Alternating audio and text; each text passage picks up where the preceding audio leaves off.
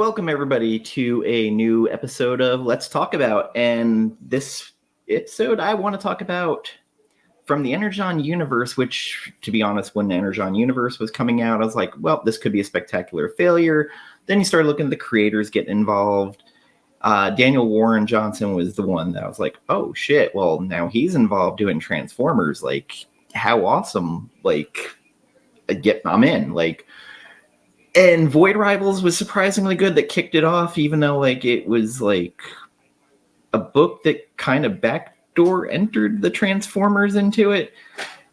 And now we have the G.I. Joe stuff. Duke came out, and now we have Cobra Commander. Cobra Commander, I will flat out say, is a better book than it has any right to be. It hits all those nostalgia buttons you want.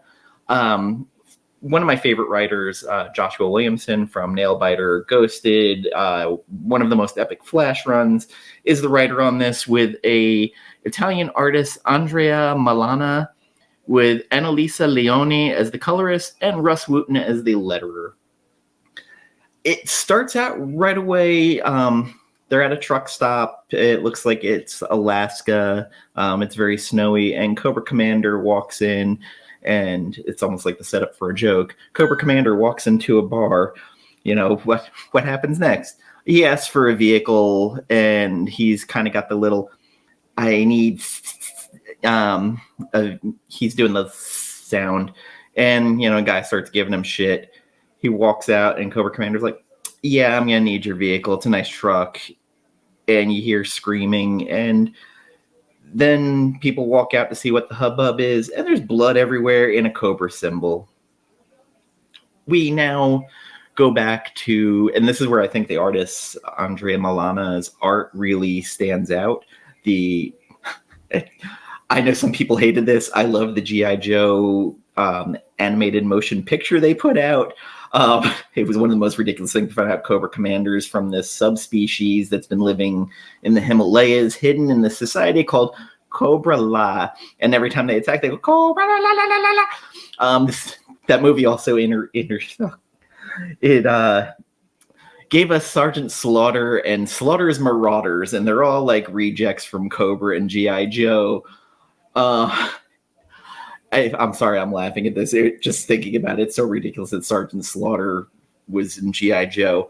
But we have this lush, biodome society, and everything's kind of organic. And then we see an explosion and people charging through, screaming, Cobra, la, la, la, la, la, la. I'm never going to stop doing that, just so you know. And they talk about how the people are rising up because word of the monstrosity they brought into their city leaked, and our people demand answers.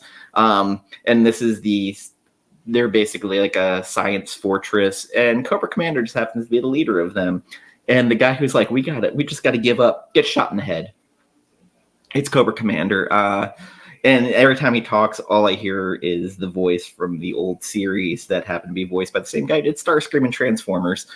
And Cobra Commander is fending them off. They have all these bioweapons, and he hands this grenade to this female scientist, and she's just holding it, and he's like, oh, you fool, and basically blows him up.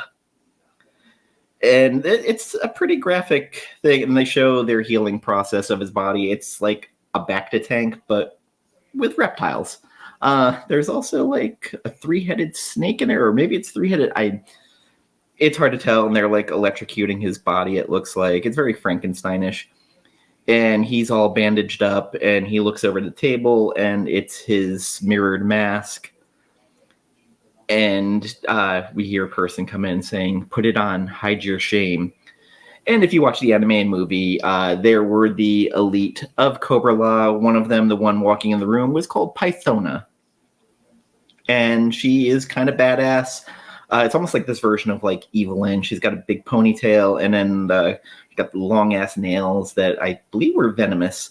She doesn't do a whole lot in this issue, and unfortunately, we don't get introduced to one of the craziest things. There was this winged guy with these big blades on his elbows, Nemesis Enforcer. So we don't see him yet, but Cobra Commander gets all dressed up, and he goes in to see who the emperor of this society is. or society. And it is Globulus, and he's robed. He's got this big, like, cobra, I guess, throne, sort of. They don't show a whole lot of him. He's got, like, a Mad-Eye Moody from Harry Potter is the closest thing I'd say. The lens on his eye. And Cobra Commander's basically being an asshole to him. I mean, pure and simple. He's being Cobra Commander. And the guardsmen start attacking him. Cobra Commander unleashes violence. He has these biomechanical bugs that just chew through their heads. It's surprisingly graphic, but given that Josh Williamson's writing this, there is always going to be a great horror element to it, and this definitely does. And Cobra Commander's like, listen, I'm the only one who's made any headway with this monstrosity I brought. I'm just using monstrosity, not actually what he says. And then he goes into the prison, and he's like, yeah, you probably hoped I was dead. And we see what the monstrosity was. And this is where worlds collide. It's Megatron. Megatron is basically imprisoned somewhat, and Cobra Commander's just shit-talking him and electrocuting him, probably not realizing that the electrocution is probably helping him get repowered. And as Cobra Commander's leaving, you see Megatron smile and, like, one red eye. It's a very good picture. Like, it's ominous, and it sells what they're trying to do.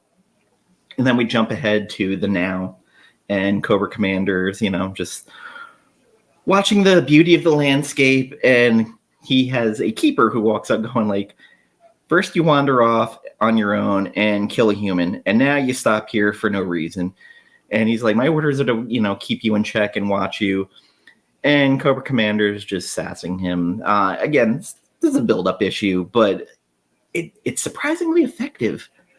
And there's not actually a whole lot going on.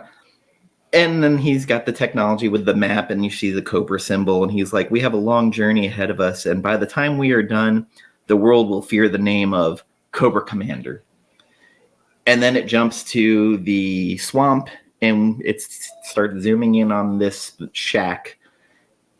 And the last page on the door, it says Dreadnought. So we're getting the Dreadnoughts.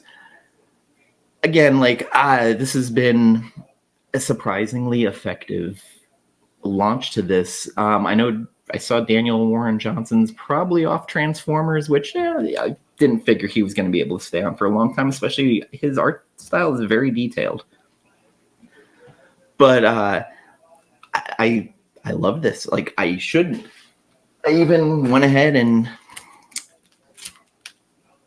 got this one. I ordered it from Comic Mint. They did like a special where they're blowing out stuff. They're like, hey, like, why don't you order this and you get it for free? Just pay shipping. So I did that. And very much enjoying it. You should check this out too. I understand if you want to trade weight, but I'm a very jaded reader, and I really enjoy this. And please check out Josh Williamson's other books. Ghosted Nailbiter is one of my all-time favorites. And if you're a Flash fan, he had probably the best Flash run. I know Jeff Johns is held very holy, but he did something with Flash that he added to the mythos and also stayed true to the mythos. There is a storyline with the Turtle, and the Turtle is like a fucking horror character in this. Check out Void Rivals. Check out Transformers in particular. And Duke. Duke was actually really good. And then Duke's a character I hate. And also, go ahead and find that 1986 G.I. Joe movie. Don Johnson's doing Lieutenant Falcon.